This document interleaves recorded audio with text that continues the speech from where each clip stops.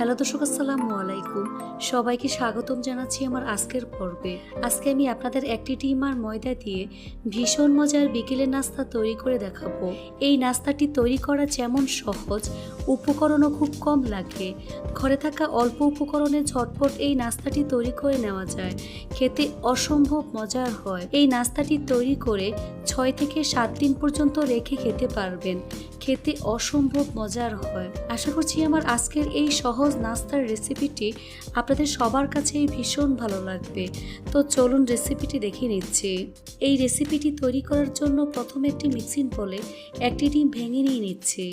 এর মধ্যে 4 টেবিল চামচ পরিমাণ চিনি দিয়ে দিচ্ছি।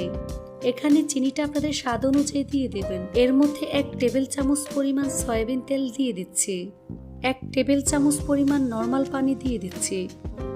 এখন সবগুলো উপকরণ হ্যান্ড বিটার দিয়ে খুব ভালো করে মিশিয়ে নিতে হবে। আর ডিমটাকে খুব ভালো করে ফেটিয়ে নিতে হবে, যাতে করে এর মধ্যে কোনো প্রকার লাম্পস না থাকে। আর চিনি খুব ভালো করে গলিয়ে নিতে হবে, যাতে করে চিনি গলে ডিমের সাথে মিশে যায়। এই পর্যায়ে এর মধ্যে 1 চিমটি পরিমাণ লবণ দিয়ে দিচ্ছি। আবারও খুব ভালো করে বিট করে নিচ্ছি।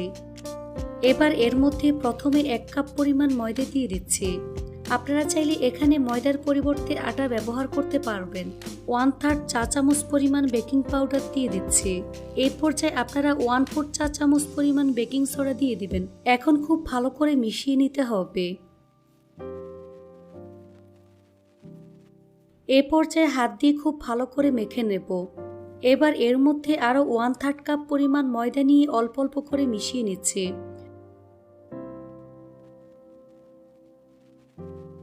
অল্প অল্প করে মিশিয়ে সফট একটি ডো তৈরি করে নিতে হবে। মাখানোর কাজটা একটু সময় নিয়ে ধৈর্য ধরে করবেন। এতে করে নাস্তাটা অনেক বেশি খাস্তা হবে আর খেতেও অনেক ভালো লাগবে। তো আমার ডোটা মাখানো হয়ে গিয়েছে।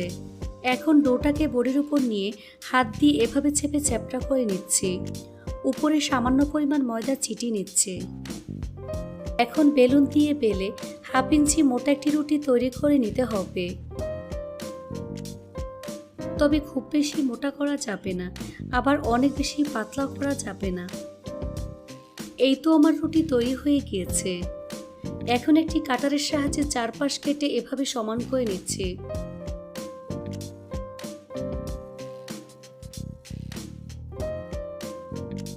তারপর এরকম লম্বাটে করে কেটে নিচ্ছি।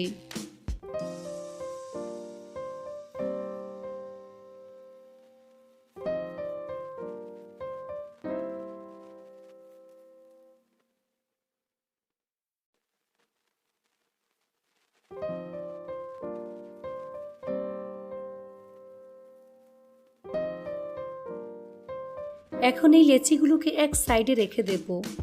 এখান থেকে একটি লেচি নিয়ে তারপর এভাবে কেটে নাস্তার শেপ দিয়ে দিচ্ছি। কাজটা আমি কিভাবে করছি দেখে হয়তো বা বুঝতেই পারছেন।